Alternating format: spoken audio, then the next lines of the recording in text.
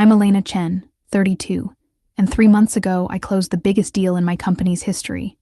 A $3.2 billion merger that should have made me partner. Instead, my boss David promoted his golf buddy Rebecca and demoted me to junior associate, claiming I lack the right cultural fit for leadership.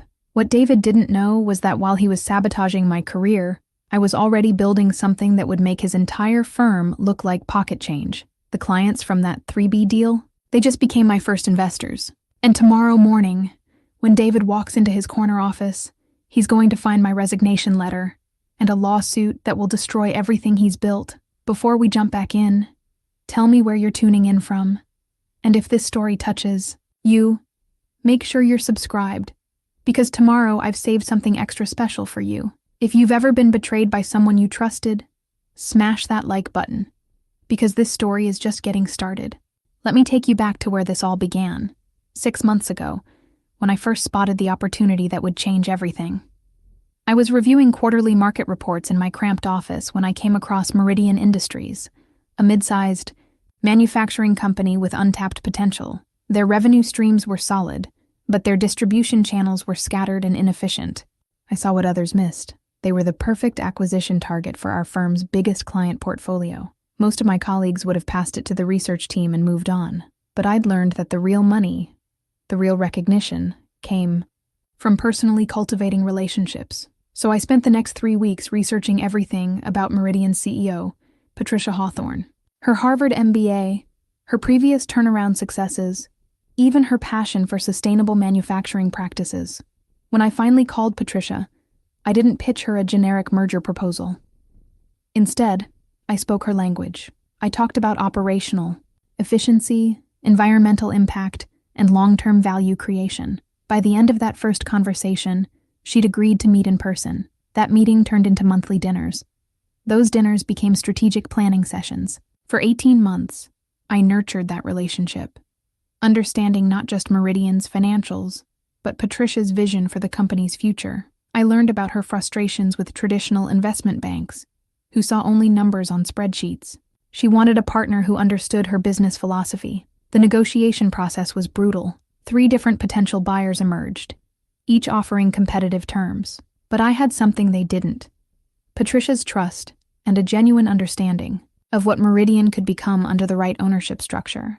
There were nights I stayed in the office until 3 a.m., crafting proposals that addressed every concern Patricia raised, every detail that mattered to her company's future. The breakthrough came during a particularly tense negotiation session. Other buyers were pushing for immediate cost cuts and workforce reductions. I proposed a different approach: strategic expansion into emerging markets while maintaining Meridian's commitment to their existing workforce. Patricia's eyes lit up. That's when I knew we had them. When the contracts were finally signed in, that glass conference room on the 47th floor, Patricia looked directly at me and said, "Elena, this deal happened because of you.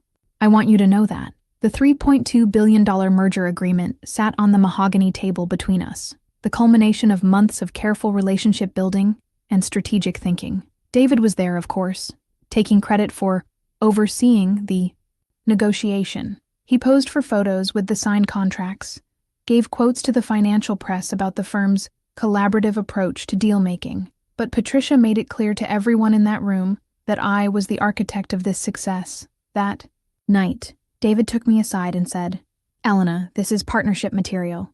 We'll be discussing your promotion at the next partners meeting." I believed him. After all, the numbers didn't lie.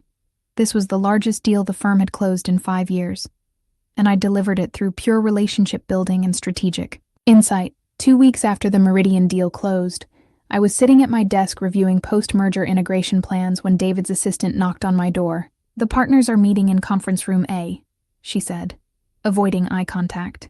"David asked me to tell you they'll brief you afterward." My stomach dropped. In 5 years at the firm, I'd never been excluded from a partners meeting discussing a deal I'd led. I tried to focus on my work, but every few minutes I found myself glancing toward the glass-walled conference room where I could see the silhouettes of 8 senior partners gesturing animatedly. The meeting lasted 3 hours.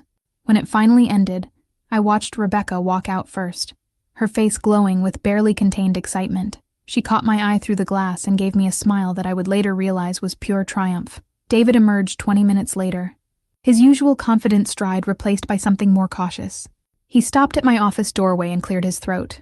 "Elena, we need to talk." In his corner office, surrounded by awards and photos of his various golf tournaments, David delivered the news with practiced corporate speak. "The partners have decided to restructure our client relations division for optimal growth potential," he began. "Rebecca will be taking over as Senior Director of Client Development, effective immediately." I felt the blood drain from my face. "And my role? You'll be transitioning to Junior Associate in our Business Development Department. It's actually a great opportunity for you to develop broader skills across different sectors." The words hit me like physical blows. Junior Associate, a title I'd held 4 years ago, before the Meridian deal, before any of my major successes. "David, I just closed the biggest deal in the firm's history. How does that translate to a demotion?" His expression shifted, becoming almost paternal in its condescension. "Elena, closing deals is just one aspect of leadership. The partners feel that you lack the right cultural fit for senior leadership positions. Rebecca brings a collaborative approach that aligns better with our firm's values." Cultural fit. The phrase hung in the air between us like a toxic cloud. I'd heard it before, whispered in hallways, used to explain why qualified candidates were passed over for promotions. It was corporate code for, "You don't look like us, sound like us, or come from the same background as us." "What does that mean, exactly?" I asked, my voice steady, despite the rage building inside me. David shifted uncomfortably. "Look, Elena, you're incredibly talented. No one questions your deal-making abilities, but leadership requires a certain approachability. Rebecca has excellent relationships with all the partners. She understands how things work here." Later, I would obtain the actual meeting minutes through a contact in HR. The real reasons were laid out in black and white. Concerns about my aggressive negotiation style, questions about whether clients would relate to my background, and Rebecca's superior cultural alignment with firm leadership. Not one word about my track record, my client relationships, or the $3.2 billion in revenue I'd just generated. That night, I couldn't sleep. I kept replaying David's words, trying to understand how 18 months of relationship building and a $3.2 billion success could be dismissed so easily. By 3 a.m., I'd moved from hurt to angry to something more dangerous. Curious, I started with Rebecca's personnel file, which I could access through our shared project management system. What I found was stunning in its mediocrity. In 3 years, at the firm, Rebecca had worked on exactly 7 deals. Of those, she'd been the lead on only 2, both small acquisitions under $50 million that had been handed to her by existing partners. But it was her fabricated portfolio that truly opened my eyes to the depth of this betrayal. Rebecca had somehow managed to attach her name to deals she'd barely participated in. The Morrison acquisition from last year, where she'd done nothing more than format PowerPoint presentations, was listed as her strategic leadership success. The Hartwell merger, where I'd brought her in to handle basic research tasks, was described as her innovative approach to client relations. Most shocking were the client testimonials supposedly praising Rebecca's exceptional service. I recognized the names. These were clients I'd worked with personally, so I did something that probably violated company policy. I called them. "Rebecca Morrison?" Patricia Hawthorne sounded genuinely confused when I mentioned the name during what I'd positioned as a routine follow-up call. "I'm sorry, Elena, but I don't recall working with anyone by that name. You've been my primary contact throughout this entire process." The second call was even more revealing. James Mitchell from Ashford Industries actually laughed. "Elena, I've never even met Rebecca. Isn't she the one who sent me that generic follow-up email with the wrong company name in it?" By the end of the week, I'd spoken with 5 major clients. None of them had any meaningful interaction with Rebecca. Several had specifically requested to work only with me on future projects. The testimonials in her portfolio were complete fabrications, either made-up quotes or statements taken wildly out of context from brief, polite interactions. But the real revelation came when I dug deeper into the phantom projects listed on her resume. The successful turnaround strategy she'd supposedly developed for a struggling logistics company, that company had never been our client. The innovative restructuring plan for a tech startup? The startup had gone bankrupt 6 months after their consultation with our firm ended. Rebecca had built her entire professional reputation on lies, embellished half-truths, and stolen credit for other people's work. And somehow, this collection, of fiction had been compelling enough to convince 8 senior partners to promote her over someone who'd just delivered the deal of the decade. The most infuriating part was how obvious it should have been. Any basic verification would have exposed these fabrications, but nobody had bothered to verify anything because Rebecca looked right, sounded right, and came from the right background. She'd gone to the same prep schools as half the partners, belonged to the same country club as David, and had the kind of effortless confidence that came from never having to prove herself. As I sat in my apartment that Friday night, surrounded by printed emails and deal summaries that proved Rebecca's incompetence, I realized something had fundamentally shifted inside me. The hurt was still there, but it was being overwhelmed by something more powerful, a cold, calculating anger that demanded action. They thought they could erase my contributions and hand my success to someone who hadn't earned it. They thought I would quietly accept this humiliation and fade into the background. They were about to learn how wrong they were. The following Monday, I did something that would have seemed impossible just weeks earlier. I asked Patricia Hawthorne to lunch, not as a representative of my firm, but as Elena Chen, the woman who had just been betrayed by the very people she'd enriched. We met at Chez Laurent, a small French bistro downtown, where the chances of running into anyone from the firm were minimal. Patricia arrived exactly on time, her silver hair perfectly styled, wearing the kind of understated elegance that spoke of real confidence. She'd built Meridian from a struggling family business into a $800 million company, and it showed in every measured gesture. "Elena," she said, settling into her chair, "you sounded different on the phone. What's going on?" I'd rehearsed this conversation a dozen times, but sitting across from Patricia, I realized that anything less than complete honesty would be an insult to both of us. So I told her everything. The demotion, Rebecca's fabricated credentials, David's condescending explanation about cultural fit. Patricia's expression grew darker with each detail. When I finished, she was quiet for a long moment, slowly turning her wine glass between her fingers. "Elena, I want you to know something," she finally said. "When I agreed to that merger, it wasn't because of your firm's reputation. It was because of you, your understanding of our business, your integrity, your genuine commitment to finding solutions that worked for everyone involved." She reached into her purse and pulled out a business card. Not her CEO card, but something different. "This is my personal contact information. I've been thinking about some new ventures, some consulting opportunities that would require someone with your exact skill set." The card was simple, elegant. Patricia Hawthorne, independent business consultant. But the conversation that followed would change everything. "I'm tired of working with firms that see my company as just another transaction," Patricia continued. "What if there was a different way? What if someone with real expertise, someone who actually understood relationship-based business development, started their own consulting practice?" The seed was planted right there, over French onion soup and shared indignation. But Patricia wasn't the only one who'd noticed the disconnect between my contributions and my treatment. Over the next 2 weeks, I had similar conversations with 4 other major clients. Marcus Webb from Titanium Industries was blunt. "Elena, I specifically requested you for our next acquisition project. When David told me you'd been reassigned to better serve our diverse client base, I knew something was wrong." Jennifer Walsh from Coastal Dynamics was even more direct. "I've worked with a lot of consultants over the years. Most of them see dollar signs. You saw our actual business challenges. If you ever decide to go independent, I've got projects waiting for you." The pattern was clear. These weren't just clients. They were relationships I'd built through genuine expertise and authentic engagement.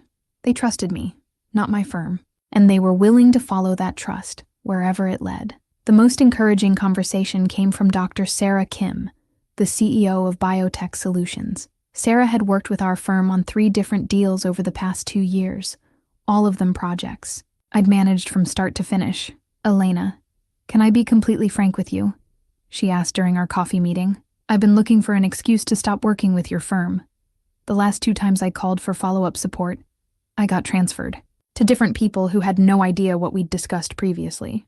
You were the only constant, the only person who actually understood our needs." She leaned forward, her voice dropping to a conspiratorial whisper.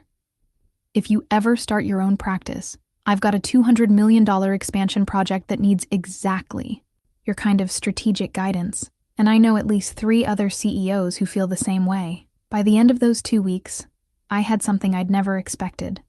a potential client base worth over $500 million in consulting fees. These weren't theoretical opportunities or vague promises of future work. These were specific projects with committed budgets, just waiting for someone they trusted to guide them through. That's when I realized the most important truth of my entire career. I hadn't just been closing deals for my firm. I'd been building something much more valuable, a network of professional relationships based on competence, integrity, and results.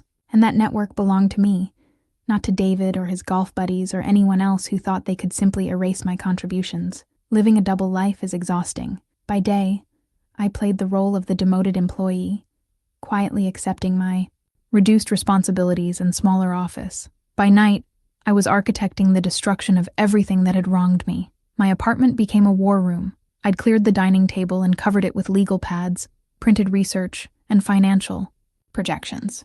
The business plan started as 20 pages of angry scribbling, but over the course of 6 weeks, it evolved into something remarkable. A comprehensive strategy for building the kind of consulting firm that the industry actually needed. The concept was simple but revolutionary. Relationship-based consulting that prioritized long-term client success over short-term transaction fees. Instead of the traditional model where junior associates did the grunt work while senior partners claimed credit, my firm would operate on pure meritocracy. The people who generated results would be the people who got rewarded. I spent hours researching the legal requirements for starting a consulting practice in New York, business registration, liability insurance, client conflict protocols. Every detail had to be perfect because I would only get one chance to do this right. My savings account, built up over 5 years of 60-hour weeks, would provide the initial capital. But more importantly, I was building something that could be profitable from day one because I already had committed clients. The office space search was the most challenging part. I needed something that projected success without bankrupting me in the first year. After touring a dozen spaces in Midtown, I found it, a corner suite on the 35th floor of a building just 6 blocks from my current firm. The irony was perfect. Floor-to-ceiling windows, conference room space for 12, and enough offices for the team I planned to build. My financial projections were conservative, but promising, with 5 confirmed clients and projected consulting fees of $50 million. In the first year, I could afford competitive salaries for top talent. More importantly, I could offer something my former firm never would: equity participation for key employees and bonuses tied directly to the value they created. The hardest part was maintaining my performance at the firm while secretly planning its rival. I couldn't let my work quality slip because that would give David ammunition to justify my demotion. So I continued handling my reduced responsibilities with the same excellence I'd always maintained, even as I spent my evenings designing their destruction. The emotional toll was significant. There were nights I'd fall asleep at the dining table, surrounded by business plans and lease agreements, wondering if I was making a terrible mistake. Walking away from a stable salary and established reputation to bet everything on my ability to build something new, it required a level of confidence I wasn't sure I possessed. But then I'd remember Rebecca's smug smile, David's condescending explanation about cultural fit, and the 8 partners who'd looked at my $3.2 billion success and decided I wasn't leadership material. The anger would refocus my determination, and I'd get back to work. By month 3, the business plan was complete. 47 pages of market analysis, competitive positioning, financial projections, and operational strategies. It wasn't just a document, it was a blueprint for revolution. And Patricia Hawthorne was about to become my first major investor. While I was building my business plan, I was also building something else. A legal case that would expose the systemic discrimination that had destroyed my career. I'd learned enough from my corporate law classes to know that workplace discrimination cases required documentation, patterns of behavior, and evidence that could withstand scrutiny. The first breakthrough came during a casual conversation with David about the firm's diversity initiatives. I'd started carrying a small digital recorder, something I'd initially bought for client interviews, but now served a different purpose. The conversation happened in his office on a Thursday afternoon, when he was feeling particularly expansive about the firm's supposed commitment to inclusion. "Elena, you have to understand," David said, leaning back in his leather chair. "When we're making partnership decisions, it's not just about deal-making ability. It's about whether someone can represent our firm's culture to our most important clients. Some of our clients, especially the older generation, they have certain expectations about who they want to work with. I kept my expression neutral, but inside I was screaming. What kind of expectations?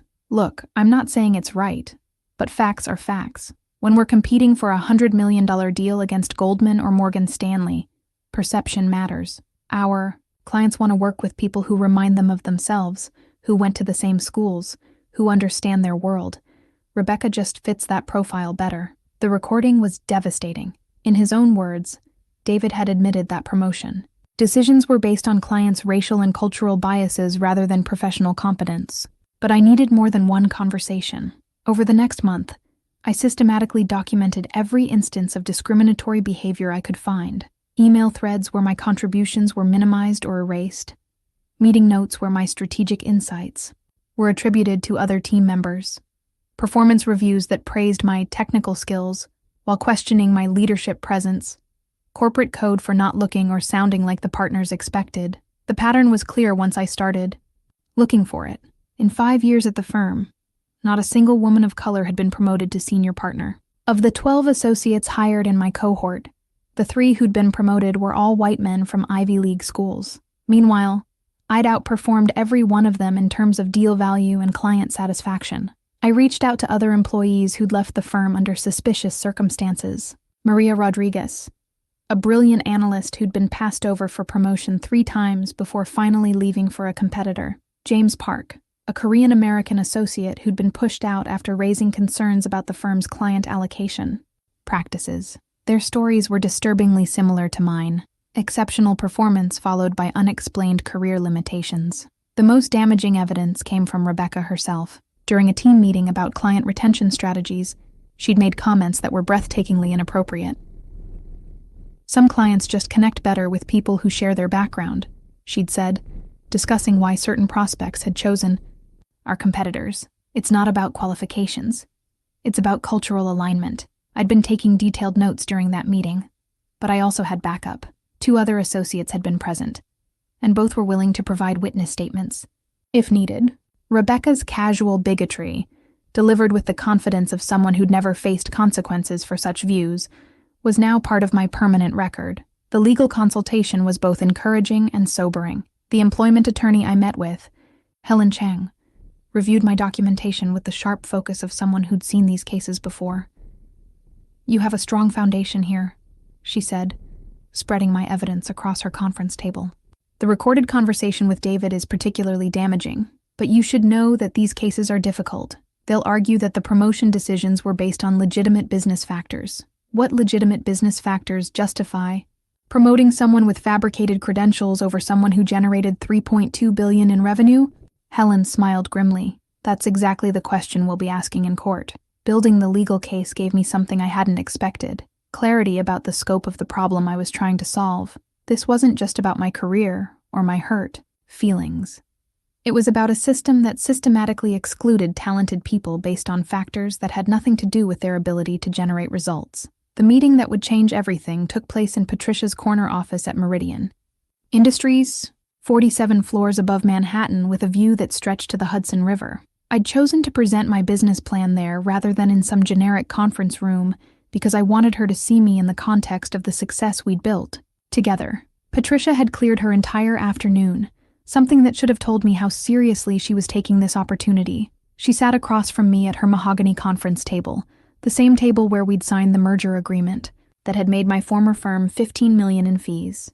"Elena," she began, "before you start your presentation, I want you to know something. I've been in business for 30 years, and I've worked with dozens of consultants. You're the only one who ever made me feel like you genuinely cared about Meridian's success rather than just your commission." I opened my presentation portfolio, 47 pages that represented 3 months of 18-hour days, and everything I'd learned about building sustainable business relationships. The investment proposal was comprehensive. Market analysis showing the $50 billion consulting industry's hunger for relationship-based approaches, competitive analysis demonstrating how traditional firms were failing their clients, and financial projections that were aggressive but achievable. "The consulting industry has a fundamental problem," I began. "It's built on a model where senior partners sell relationships they don't maintain, and junior associates maintain relationships they didn't build."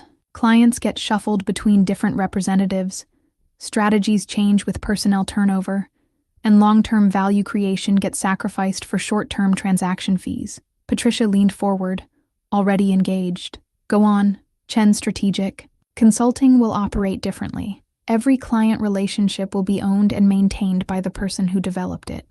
Our team members will have equity stakes in the success they create, and our fee structure will be tied to measurable outcomes rather than billable hours. I walked her through the client portfolio I'd already assembled. 5 companies with combined annual revenues of $2.3 billion, all committed to working with my new firm. The projected first-year consulting fees of $50 million weren't theoretical. They were based on specific projects with defined budgets. Patricia, you know better than anyone that business success comes from trust and competence, not from fancy offices and golf club memberships. I'm not asking you to invest in an idea. I'm asking you to invest in relationships that already exist and results that are already proven. The financial terms were straightforward. I needed $5 million in startup capital, $2 million for office space and initial operations, $2 million for staff salaries in the first year, and $1 million in reserve for unexpected challenges. In exchange, investors would receive 25% equity in a firm that I projected would be worth $20 million within 3 years. Patricia studied the projections carefully, asking detailed questions about client retention strategies, competitive threats, and scaling challenges. These weren't the superficial questions of someone going through the motions. They were the probing inquiries of a serious investor evaluating a real opportunity. What about non-compete issues with your current firm? She asked. I've had extensive legal consultation on this point, I replied, pulling out the analysis I'd commissioned. My employment contract specifically allows for entrepreneurial activities that don't directly compete with ongoing client relationships. Since I'm not soliciting their existing clients, I'm legally protected. The conversation that followed wasn't just about money. It was about vision. Patricia understood what I was trying to build, because she'd experienced the frustration of working with firms that treated her company like just another transaction. She'd seen how my approach had delivered better outcomes for everyone involved. Elena, I've been looking for investment opportunities in companies that share my values, she said, closing the presentation portfolio. Businesses that prioritize long-term relationships over short-term profits. What you're describing isn't just a consulting firm. It's a new model for how professional services should work. The handshake that followed represented more than a $2 million investment. It was validation from someone whose judgment I respected completely. Patricia wasn't just betting on my business plan. She was betting on me personally, based on 18 months of proven results. There's one condition, Patricia added with a smile. I want first priority on any acquisition consulting you do. Meridian is planning some major expansion moves, and I want Chen Strategic Consulting to be our exclusive advisor. That condition alone was worth $500,000 in guaranteed first-year revenue. But more importantly, it meant Patricia saw this not as a risky startup investment, but as a strategic partnership with someone she trusted to help grow her own empire. Walking out of that meeting, I felt something I hadn't experienced in months, the electric anticipation of building something meaningful from scratch.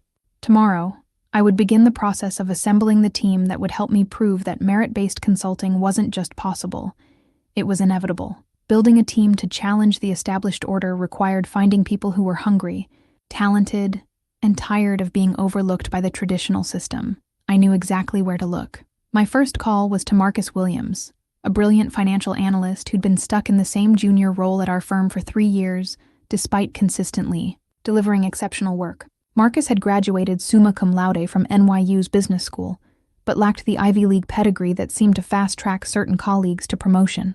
Elena, are you serious about this? Marcus asked when I outlined my offer during our coffee meeting in Brooklyn. You're really starting your own firm? Dead serious. And I want you as my head of financial analysis, equity participation, performance bonuses, and decision-making authority from day one. Marcus had been analyzing merger opportunities for established partners who took credit for his strategic insights. At Chen Strategic, he would be building financial models that bore his name and taking ownership of the client relationships he developed.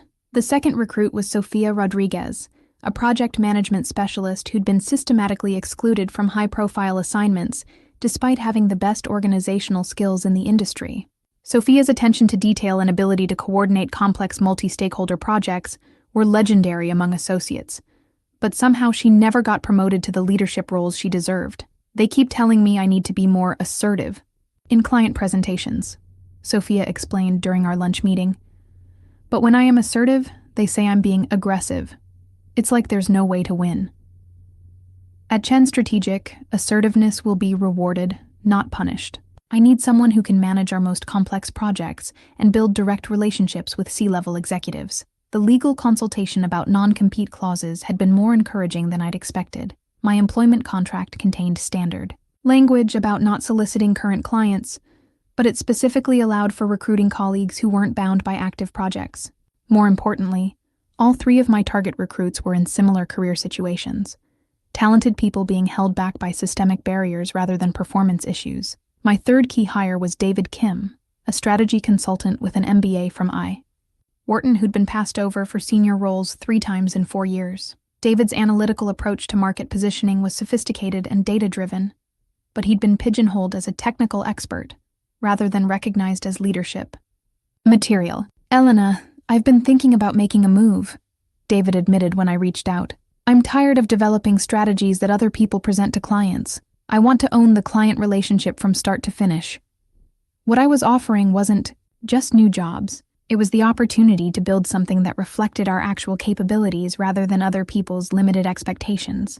Each of these professionals had been marginalized by the same system that had derailed my career, and each brought specific expertise that would be essential for the firm's success. The equity structure was designed to reward performance over politics. Each founding team member would receive 5% equity in the firm, with additional equity grants tied to specific revenue targets and client satisfaction metrics.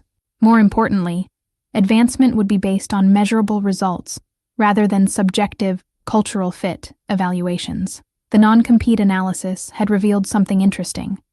Most consulting firms' employment contracts were much weaker than they appeared. The legal restrictions focused on client solicitation and trade secret protection, but they couldn't prevent talented employees from starting competing businesses based on their own expertise and relationships. The key, my attorney Helen Chang explained, is demonstrating that your new firm's success comes from your team's abilities and relationships, not from proprietary information stolen from your previous employer. By the end of the month, I had commitments from all 3 targets, plus 2 additional specialists I'd identified through industry networks. The founding team would represent diverse expertise: financial analysis, project management, strategic planning, business development, and client relations.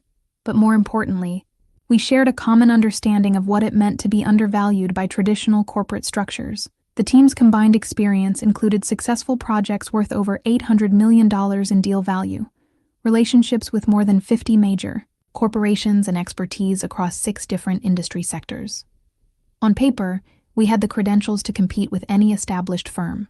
In practice, we had something more valuable: the hunger that comes from having been systematically underestimated. The final piece was securing the legal protections that would prevent my former firm from interfering with our launch. The non-compete analysis confirmed what I'd suspected.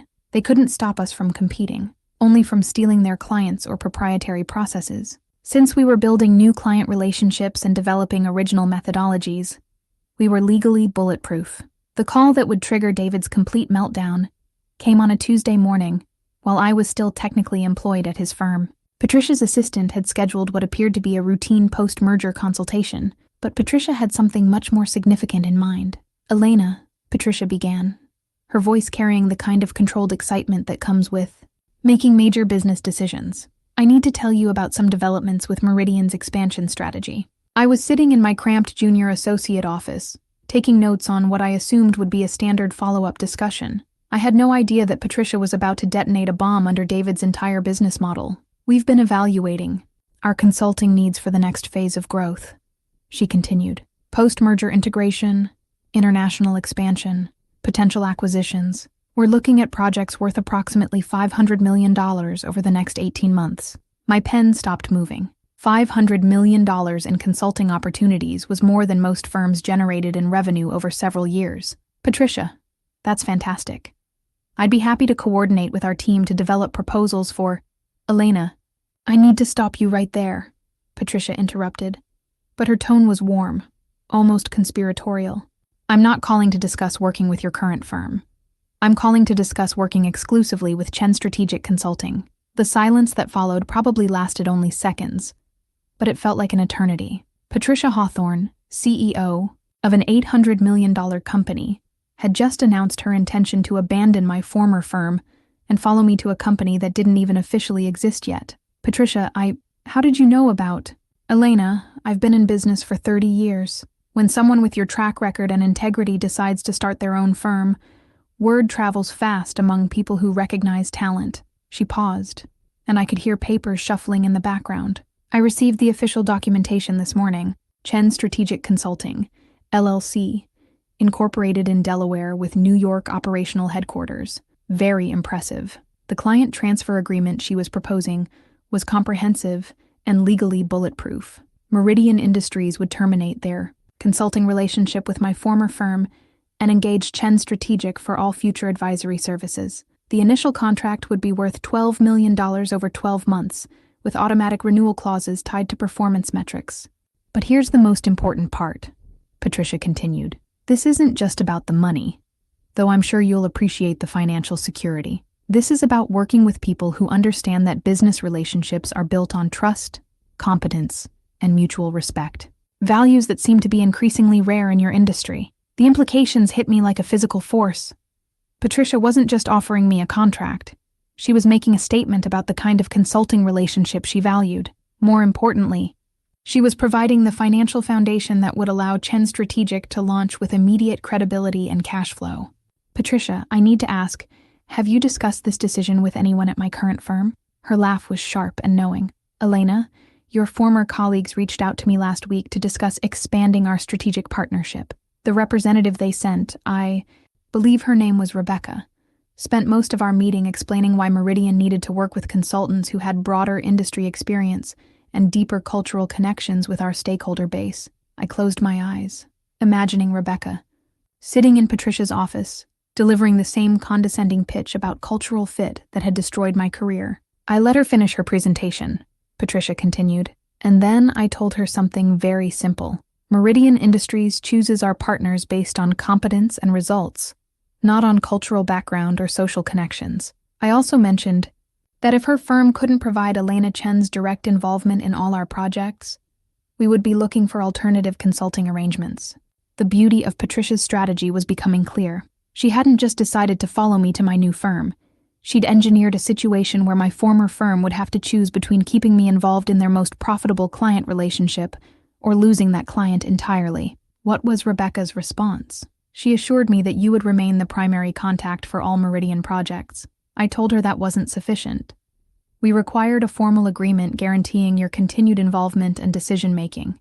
Authority. Patricia's voice carried a note of satisfaction. Apparently, that request created some internal challenges for them. The client transfer agreement Patricia was proposing included specific language about working exclusively with me and my designated team members. It effectively made it impossible for my former firm to maintain the relationship without reversing my demotion and giving me the authority they'd just stripped away.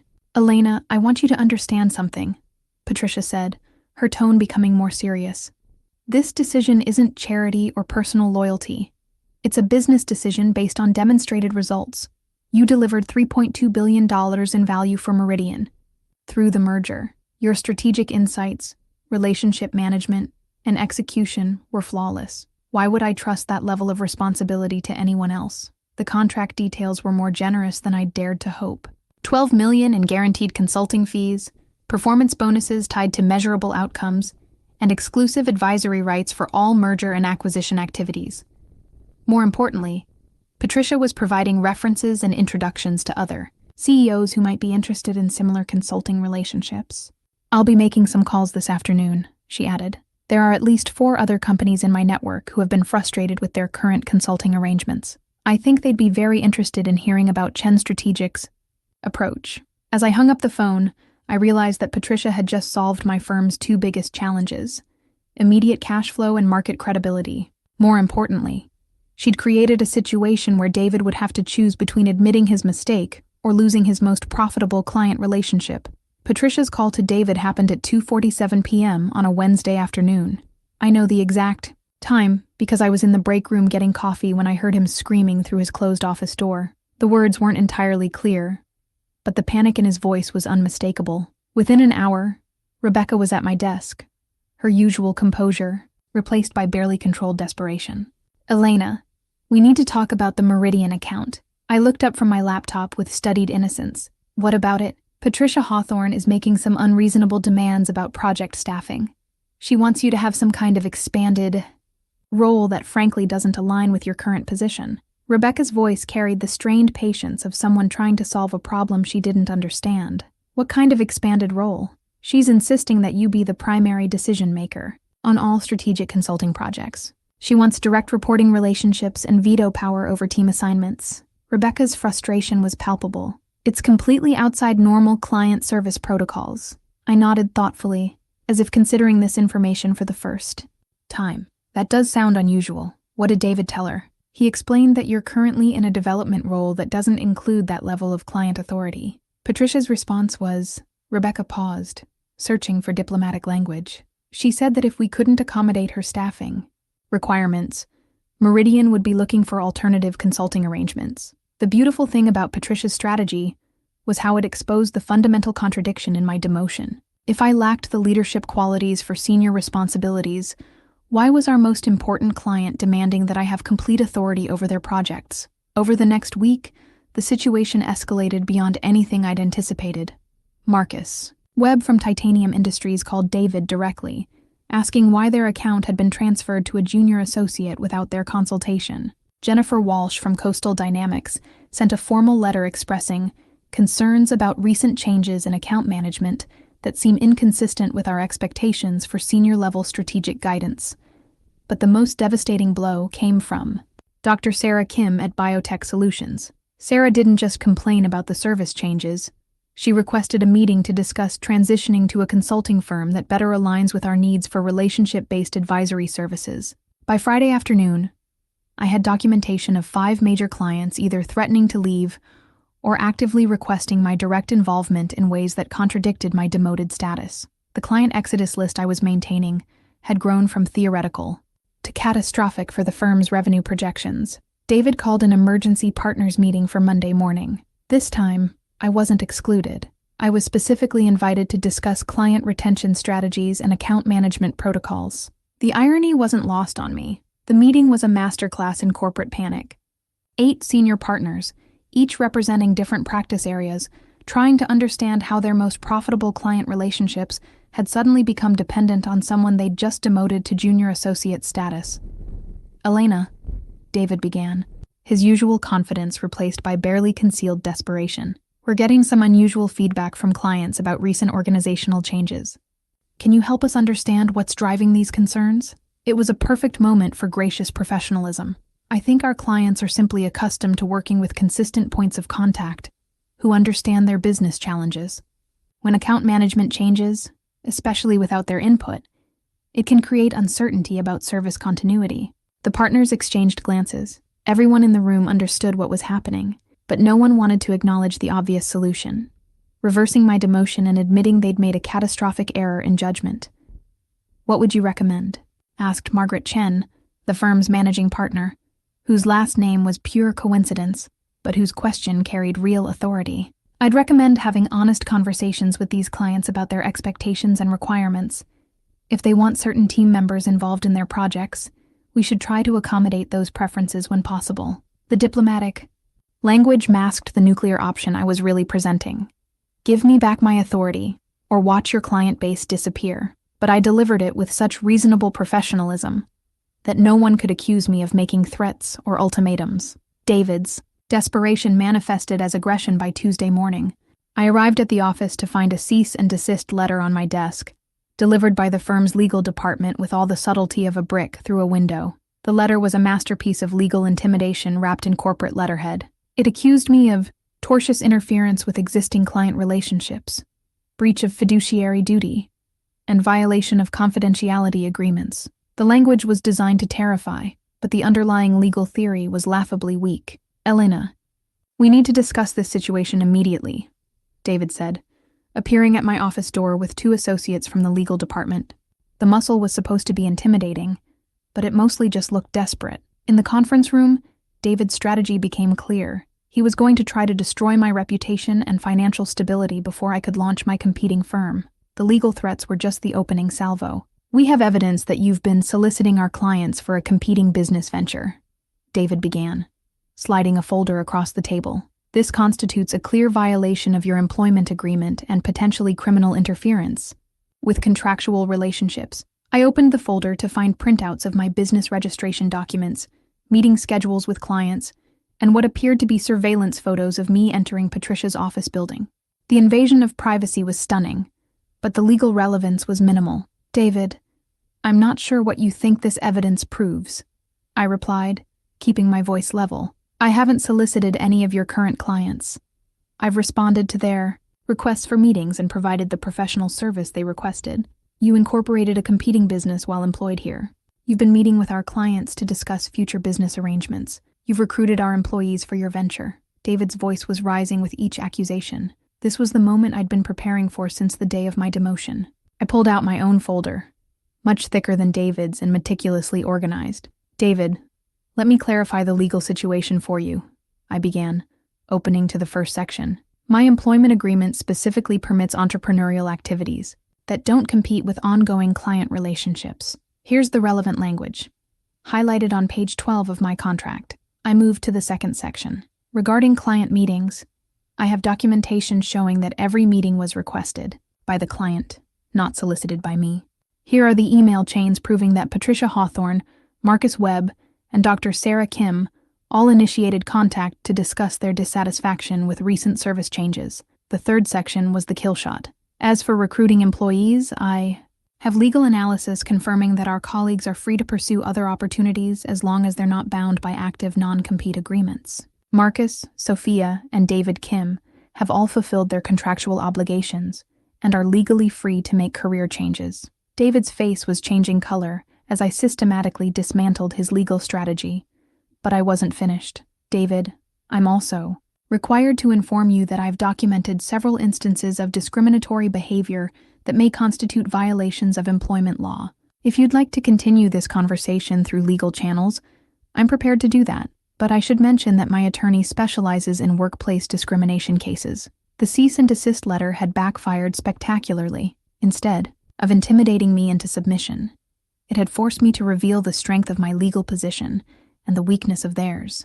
More importantly, it had escalated our conflict from internal politics to potential litigation, where David's advantages disappeared and my documentation became weapons. "This is ridiculous," David sputtered. "You can't just steal our clients and destroy everything we've built here." "I'm not stealing anything," I replied. "I'm competing. If your clients prefer to work with consultants who prioritize their needs over internal politics, that's a business challenge you'll need to address." The meeting ended with David's legal team requesting time to review the documentation I'd presented. Translation: they needed to figure out whether their client had just walked into a legal ambush. That afternoon, I received a call from Elena Chen, my employment attorney. "Elena, I just got an interesting phone call from David Morrison's legal counsel. They want to discuss a mutually beneficial resolution to this conflict." "What kind of resolution?" "They're offering a separation agreement with enhanced severance in exchange for non-compete commitments and confidentiality agreements. It's actually quite generous. They're clearly worried about the discrimination claims." The irony was perfect. David had tried to use legal intimidation to destroy my new business, but his aggressive tactics had backfired so completely that he was now offering to pay me to leave quietly. The cease and desist letter hadn't just failed. It had revealed the depth of his panic and the weakness of his position. The discrimination lawsuit filing happened on a Friday morning, timed perfectly to catch the business press during their heaviest news cycle. Elena Chen had coordinated with a public relations specialist to ensure maximum visibility for what would become a landmark case in consulting industry employment practices. The filing itself was a work of art. 67 pages of meticulously documented evidence, witness statements, and legal analysis that painted a devastating picture of systemic discrimination at one of the city's most prestigious consulting firms. But more importantly, it told a story that resonated far beyond the legal community. "Demoted after 3.2B deal, consultant files discrimination suit," was the headline in the Financial Times by noon. By evening, the story had been picked up by Bloomberg, Reuters, and the Wall Street Journal. Social media exploded with commentary from industry professionals sharing their own experiences with workplace discrimination. The lawsuit's impact was immediate and brutal. David's firm, which had built its reputation on elite client relationships and discretion, suddenly found itself at the center of a very public controversy about diversity, fairness, and corporate culture. But the media coverage was only the beginning. Within 48 hours of the filing, 3 more employees came forward with similar experiences. Maria Rodriguez, the analyst who'd left after being passed over for promotion, provided a sworn statement detailing patterns of bias in performance evaluations. James Park documented how his client assignments had been systematically limited based on assumptions about cultural fit. The most damaging revelation came from Sandra Williams, a former associate who'd been terminated 2 years earlier for performance issues. Sandra had kept detailed records showing how her work quality had been consistently rated as excellent, while her leadership potential was repeatedly questioned based on subjective criteria that seemed to correlate directly with her background as a Black woman from a state university. The pattern was unmistakable once we started comparing notes, Sandra explained during a press conference organized by Helen Chang. High-performing employees from diverse backgrounds were consistently held to different standards and given different opportunities than their colleagues from traditional backgrounds. The firm's stock price, traded on a limited partnership exchange, began dropping immediately. More critically, clients started asking uncomfortable questions about the company culture they'd been indirectly supporting through their consulting fees. The first major client defection was announced on Tuesday. Ashford Industries, a $2 billion manufacturing company, issued a statement terminating their consulting relationship, pending resolution of serious concerns about the firm's commitment to diversity and inclusion. The contract cancellation represented $8 million in annual revenue. By Wednesday, 2 more clients had followed suit. The ripple effect was accelerating beyond anything I'd anticipated. Companies that had worked with the firm for years were suddenly reassessing whether they wanted to be associated with an organization facing discrimination lawsuits. The media coverage intensified when reporters began investigating the broader consulting industry's diversity statistics. What they found was damaging to the entire sector. Across the top 20 consulting firms, fewer than 15% of senior partners were women, and fewer than 8% were people of color, despite these groups representing nearly 40% of entry-level hires. My story became a symbol of a much larger systemic problem, and the attention was both exhilarating and overwhelming. Interview requests poured in from business publications, diversity advocacy groups, and industry conferences. The narrative had shifted from disgruntled employee sues former employer to industry insider exposes systemic discrimination. The most satisfying moment came when Rebecca Morrison was quietly terminated on Thursday afternoon. The official reason was organizational restructuring, but industry insiders understood that she'd become a liability. Her fabricated credentials, now under scrutiny due to the lawsuit, couldn't withstand professional investigation. David's position became increasingly precarious as the firm's board of directors demanded answers about risk management and reputation protection. The senior partners who'd supported my demotion were now frantically trying to distance themselves from decisions they'd enthusiastically endorsed just months earlier. Meanwhile, Chen Strategic Consulting was officially launching amid this chaos. The contrast couldn't have been more stark. While my former firm was hemorrhaging clients and facing legal challenges, my new company was signing contracts and hiring employees based on merit rather than connections. The launch announcement, strategically, released during the peak of media coverage about the discrimination lawsuit, positioned Chen Strategic as the antithesis of everything wrong with traditional consulting culture. Merit-based advancement, relationship-focused service, and equity participation for all employees became our foundational principles. Patricia Hawthorne agreed to serve as a reference client for media interviews, providing credible third-party validation of our approach. Elena Chen delivered exceptional results because she understood our business and genuinely cared about our success, Patricia told Bloomberg News. That's the kind of consulting relationship every CEO wants. The perfect storm I'd unleashed was destroying my former firm while simultaneously launching my new one. Justice and business success were converging in ways I'd never dared to imagine when I first started planning my revenge 6 months earlier. The ribbon-cutting ceremony for Chen Strategic Consulting happened on a crisp October morning, exactly 6 months after my demotion. The office space on the 35th floor had been transformed into something remarkable, a workspace that reflected both professionalism and the values we'd built the company around. Floor-to-ceiling windows provided natural light for the open collaborative, areas where our team of 15 consultants worked side by side, regardless of seniority level. The conference room could accommodate 12 people around a custom-built table, but more importantly, it had been designed for the kind of strategic discussions where every voice mattered. The team I'd assembled represented the best talent that traditional firms had systematically undervalued. Marcus Williams had developed financial modeling capabilities that rival those of Goldman Sachs analysts. Sofia Rodriguez was managing complex multi-stakeholder projects with a precision that impressed even our most demanding clients. David Kim's strategic frameworks were being studied by competitors trying to understand our success. Our first quarter revenue projections had been conservative at $12 million, but we'd already exceeded that target by 30%. The Meridian Industries contract alone was generating $1.2 million monthly, but we'd added 4 additional clients whose projects represented another $8 million in quarterly revenue. The media attention from the discrimination lawsuit had created an unexpected marketing advantage. CEOs who were tired of working with firms that prioritized politics over performance were actively seeking us out.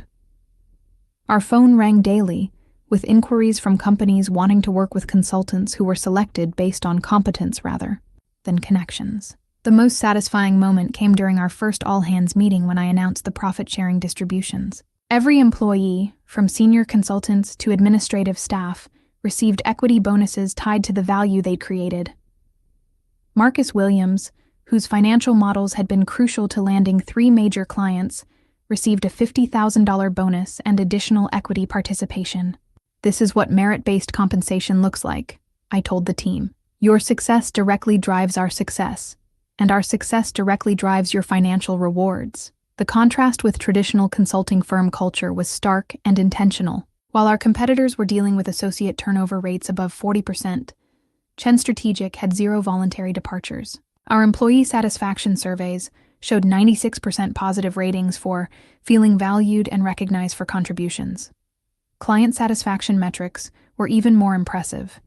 Every client relationship was managed by the consultant who developed it, ensuring continuity and deep understanding of business challenges. Our client retention rate was 100%, with several companies expanding their consulting arrangements based on initial project success. The office lease signing had been symbolic as much as practical. 6 blocks from my former firm, with a view that looked directly toward their building. It represented everything they'd tried to prevent me from achieving. But more than revenge, it demonstrated that alternative approaches to professional services weren't just possible. They were superior. Industry recognition followed quickly. Business Week featured Chen Strategic in their Startups to Watch section, highlighting our innovative approach to client relationship management. Harvard Business Review published a case study about our equity participation model and its impact on employee performance. The most meaningful recognition came from other professionals who'd faced similar discrimination. I received dozens of emails from women and minorities in consulting who were inspired by the success we'd achieved by prioritizing merit over politics. Several asked about employment opportunities, and we were able to hire 3 additional consultants whose talent had been overlooked by traditional firms. Our growth trajectory was exceeding every projection I'd made during those late nights planning. The business in my apartment. First-year revenue was tracking toward $50 million with profit margins of 35%, significantly higher than industry averages, because we weren't supporting layers of unproductive senior partners. The new empire wasn't just about financial success, though the numbers were certainly satisfying. It was about proving that professional excellence could be rewarded fairly, that client relationships could be built on genuine expertise rather than social connections, and that workplace culture could prioritize results over politics. Standing in our conference room, looking out at the Manhattan skyline while our team prepared for the day's client meetings, I felt something I'd never experienced in 5 years at David's firm: complete alignment between my values and my work. We were building something meaningful, and everyone who contributed to that success was being rewarded accordingly. The empire was rising, built on the foundation of talent that traditional firms had discarded and principles that the industry had forgotten. The settlement offer arrived on a Thursday morning in December, delivered by courier in a leather portfolio that probably cost more than most people's monthly salary. David's desperation had evolved into something approaching panic, and the terms he was proposing reflected the complete collapse of his bargaining position. The document was 37 pages of legal language that boiled down to a simple proposition. David's firm was willing to pay me $12 million to make the discrimination lawsuit disappear. They would issue a public apology, implement comprehensive diversity training, and establish a $5 million fund for advancing opportunities for underrepresented professionals in consulting. Helen Chang called me within an hour of the delivery. "Elena, this is an extraordinary offer. Most discrimination settlements are in the six-figure range. They're clearly terrified of going to trial." The settlement included additional terms that revealed just how badly David's situation had deteriorated. The firm would provide positive references for me and the 3 colleagues who joined Chen Strategic. They would not enforce any non-compete restrictions or attempt to interfere with our client relationships. Most importantly, they would acknowledge in writing that my demotion had been inconsistent with my professional contributions and achievements. But I had no intention of accepting David's offer, generous as it was. The settlement would have required confidentiality agreements that prevented me from discussing the case publicly. It would have allowed David to characterize the resolution as a mutual agreement rather than the complete capitulation it actually represented. "Helen, I appreciate that this is a substantial offer," I told her during our meeting that afternoon. "But this was never about the money for me. This was about accountability." The decision to reject the settlement and proceed to trial sent shockwaves through the legal and business communities. Most employment discrimination cases settle out of court, and turning down $12 million suggested that I had evidence so damaging that financial compensation wasn't sufficient. The trial preparation revealed the full scope of the firm's problems. Discovery proceedings uncovered internal emails showing that partnership decisions had been explicitly based on cultural fit criteria that correlated directly with race and gender. Performance evaluations contained coded language that applied different standards to different employees based on their backgrounds. The most damaging evidence came from David himself. During his deposition, he admitted that Rebecca's qualifications had never been thoroughly verified because she'd been recommended by trusted colleagues and had the right background for senior client relationships. When pressed to define right background, his answers revealed unconscious biases that would be devastating in front of a jury. Meanwhile, the broader industry impact of our case was accelerating. 3 major consulting firms had announced comprehensive diversity initiatives in response to media coverage of systemic discrimination. 2 competitors had reached out to Chen Strategic about potential partnerships, recognizing that our approach was becoming the new industry standard. The trial itself lasted 6 days and generated daily coverage in the business press. I testified for 8 hours, walking the jury through 18 months of relationship building with Meridian Industries, my track record of client success, and the systematic pattern of discrimination that had derailed my career despite my achievements. Rebecca's testimony was particularly damaging to David's case. Under cross-examination, she was forced to admit that most of her claimed accomplishments were either fabricated or exaggerated. Her inability to discuss the details of deals she'd supposedly led revealed the depth of her incompetence and the absurdity of promoting her over me. The jury deliberated for less than 4 hours before returning a verdict that exceeded even Helen Chang's optimistic projections. They awarded $8.5 million in compensatory damages, $3 million in punitive damages, and an additional $2 million for attorney fees and legal costs. More importantly, they issued findings of fact that established legal precedent for discrimination cases in professional services industries. The post-trial press conference was carried live on CNBC and Bloomberg. Standing beside Helen Chang on the courthouse steps, I delivered a statement that was measured but uncompromising. This verdict sends a clear message that professional excellence must be rewarded based on merit, not on cultural background or social connections. No one should have their career destroyed simply because they don't fit someone else's narrow definition of leadership. David's public humiliation was complete when the firm's board of directors announced his resignation as managing partner that same evening. The press release cited strategic differences about the firm's future direction, but everyone understood that he'd been forced out as a liability to the company's survival. The firm itself declared bankruptcy within 60 days of the verdict. Unable to survive the combination of legal costs, client defections, and reputational damage. Watching the news coverage of their dissolution, I felt no satisfaction, only a sense that justice had finally been served for everyone who'd been marginalized by their system of bias and favoritism. The court judgment arrived on a Monday morning that felt like the dawn of a new era. Judge Patricia Morrison's written opinion was a masterpiece of legal reasoning that went far beyond my individual case to address systemic issues in professional services industries. The $8.5 million award was significant, but the legal precedent established by her findings would impact thousands of professionals facing similar discrimination. The evidence presented in this case demonstrates a pattern of decision-making that prioritized subjective cultural preferences over objective professional achievements, Judge Morrison wrote. Such practices not only violate employment law, but also undermine the meritocratic principles that should govern professional advancement in competitive industries. The financial award was structured to send a message beyond compensation. The $8.5 million in damages represented not just lost income, but the broader economic impact of having my career trajectory artificially limited by discriminatory practices. The additional punitive damages were specifically designed to deter similar behavior by other firms. David's public humiliation was complete and irreversible. The man who had condescendingly explained that I lacked cultural fit for leadership was now a cautionary tale studied in business schools and legal seminars. His resignation from the firm had been followed by a cascade of professional consequences that effectively ended his career in consulting. The firm's bankruptcy filing came exactly 63 days after the verdict, making it one of the fastest collapses in the industry's history. The combination of legal costs, client defections, and reputational damage had created a financial death spiral that no amount of crisis management could reverse. Rebecca Morrison had disappeared from the industry entirely. Her fabricated credentials and discriminatory attitudes, now matters of public record through court testimony, made her unemployable at any reputable firm. The last I heard, she was working in her family's real estate business, her consulting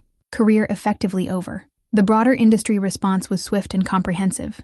Within 6 months of the verdict, 12 major consulting firms had implemented new diversity and inclusion policies, many of them directly modeled on the practices we'd established at Chen Strategic. The American Consulting Association established new guidelines for performance evaluation and promotion criteria that emphasized measurable outcomes over subjective assessments. My victory had ripple effects that extended far beyond personal vindication. The case was cited in 3 additional discrimination lawsuits filed against other consulting firms, and 2 of those cases resulted in significant settlements that included policy changes and compensation for affected employees. The most meaningful recognition came from the National Association of Professional Women, which awarded me their annual Achievement Award for advancing equality and excellence in business consulting.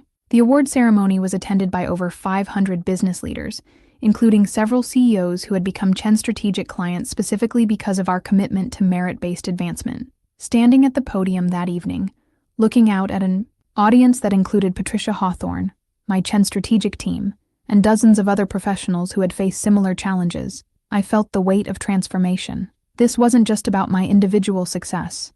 It was about changing an entire industry's approach to talent recognition and professional development.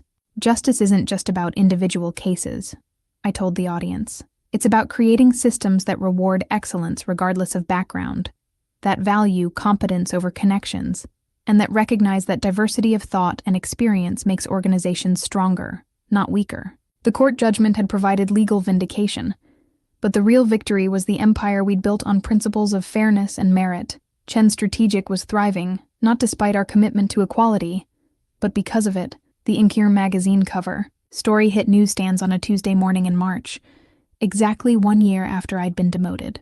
The headline read, "Elena Chen, From Betrayal to Billion-Dollar Business," and the photograph showed me in our Manhattan conference room, surrounded by the diverse team that had helped build something revolutionary in consulting. The article detailed Chen Strategic's meteoric rise, $120 million in first-year revenue, 50 employees across offices in New York, Chicago, and Los Angeles, and a client satisfaction rating of 98%. But more importantly, it captured the cultural transformation we'd achieved in an industry notorious for its resistance to change. Chen Strategic Consulting has redefined what professional services can look like when talent is truly the primary criterion for advancement, wrote senior editor Michael Stevens. Their employee retention rate of 97% and client renewal rate of 100% suggest that merit-based business practices aren't just ethical, they're more profitable. The recognition was gratifying, but it was the human stories behind our success that made me proudest. Marcus Williams had been promoted to Managing Director of Financial Strategy, leading a team of 12 analysts whose work was setting new standards for deal modeling and risk assessment. Sofia Rodriguez was now Senior Vice President of Operations, managing projects worth over $200 million annually. Our expansion into Chicago had been driven by client demand from companies that wanted to work with consultants who prioritized results over relationships. The Los Angeles office was focusing on entertainment and technology clients who valued innovation over tradition. Each location was staffed with professionals who had been undervalued by traditional firms but were thriving in our merit-based environment. The industry recognition kept accelerating. Harvard Business School invited me to give a guest lecture on building sustainable competitive advantage through inclusive leadership. The Financial Times named Chen Strategic as one of the 50 companies reshaping global business. Forbes included me on their 40 Under 40 list for transforming professional services through innovative management practices. But the most meaningful recognition came from the professionals we'd hired and developed. Our annual employee survey results showed that 94% felt highly valued for their contributions, compared to industry averages below 60%. More importantly, employees from diverse backgrounds reported advancement opportunities and compensation levels that were consistent with their performance rather than their cultural background. The mentorship program I'd established was creating ripple effects throughout the industry. We were hosting monthly workshops for women and minorities in consulting, sharing strategies for career advancement, and providing networking opportunities that traditional firms had failed to offer. 12 participants had been hired by major consulting firms specifically because of skills they'd developed through our program. The scholarship fund announcement generated as much media attention as our business success. The Elena Chen Foundation for Excellence in Business would provide $10 million over 5 years to support underrepresented students pursuing careers in consulting and strategic advisory services. The scholarships would cover tuition, mentorship, and internship opportunities at firms committed to diversity and inclusion. I want to make sure that talented students don't face the barriers that I encountered, I explained during the scholarship fund launch event. Excellence should be rewarded regardless of background, and everyone deserves the opportunity to develop their potential in environments that value their contributions. Patricia Hawthorne, now serving on Chen Strategic's advisory board, introduced me at the scholarship launch with words that captured the transformation we'd achieved. Elena didn't just build a successful business. She proved that professional services could operate according to principles of fairness and merit without sacrificing competitiveness or profitability. The personal growth had been as significant as the professional success.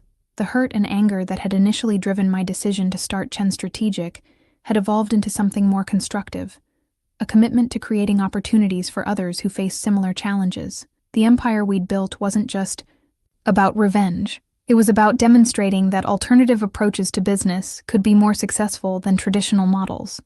Standing in our New York headquarters, looking out at the city where I'd once been told I lacked the cultural fit for leadership, I realized that the greatest victory wasn't the money or recognition. It was the knowledge that we'd created something meaningful that would continue, impacting lives and careers long after my individual story had ended.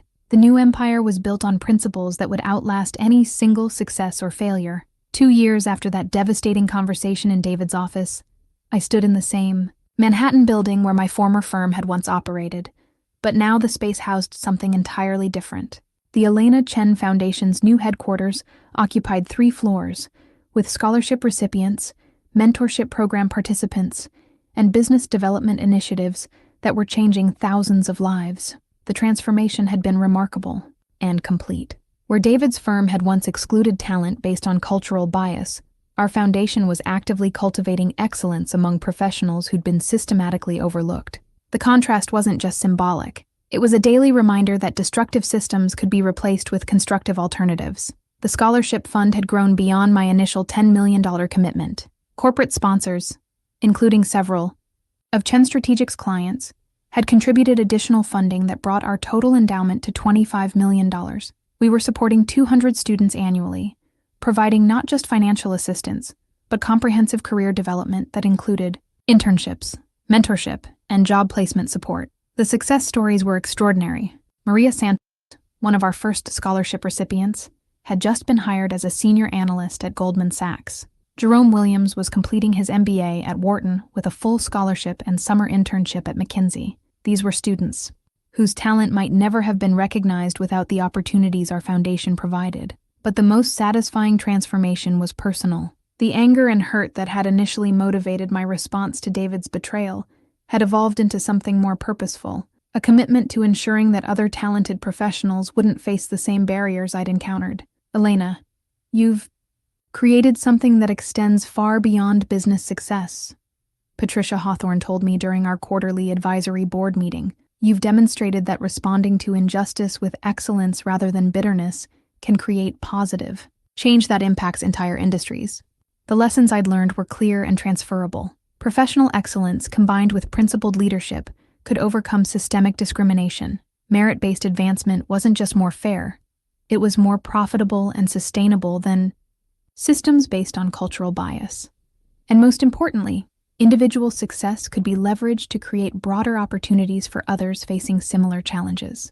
The Foundation's research division was documenting the broader impact of our approach. Companies that implemented merit-based advancement policies showed improved employee retention, higher client satisfaction, and better financial performance than competitors using traditional hiring and promotion practices. Our work was becoming a blueprint for organizational transformation across multiple industries. The speaking opportunities kept multiplying. Business schools, professional associations, and corporate conferences regularly invited me to discuss the connection between diversity, excellence, and sustainable competitive advantage. The message was always the same. Organizations that value talent over tradition outperform those that prioritize cultural conformity over competence. My advice to others facing similar betrayals had been refined through hundreds of conversations with professionals who'd experienced workplace discrimination. Channel your anger into excellence, I would tell them. Build something better than what rejected you. Use your success to create opportunities for others who face similar challenges. The most meaningful moment came during our Foundation's second annual scholarship awards ceremony. 25 students received full scholarships, mentorship placements, and internship opportunities that would launch their careers in consulting and strategic advisory services. Looking at their faces, representing every background and demographic, I saw the future of professional services. 2 years ago, I was told that I lacked the cultural fit for leadership in consulting. I told the scholarship recipients during my keynote address. Today, we're proving that excellence has no cultural boundaries, that talent comes from every background, and that the best organizations are those that recognize and reward competence regardless of its source. The Foundation's charter would ensure that our work continued beyond my individual involvement. The scholarship fund was endowed in perpetuity. The mentorship programs were institutionalized through corporate partnerships, and the research initiatives were generating data that was changing industry practices nationwide. Standing in that building where I'd once been diminished and dismissed, now surrounded by young professionals whose careers we were launching, I realized that the greatest revenge against injustice isn't personal success. It's creating systems that prevent others from experiencing similar treatment. If you've ever been told you don't fit, that you lack the right background, or that your excellence isn't enough, remember this: your response to betrayal can become your greatest contribution. Build something better. Create opportunities for others. Turn your pain into purpose. And use your success to ensure that talent is recognized and rewarded regardless of where it comes from. The empire I'd built wasn't just mine. It belonged to everyone who believed that merit should matter more than background, that competence should matter more than connections, and that excellence should be rewarded regardless of its source. That's a legacy worth fighting for, and a future worth building.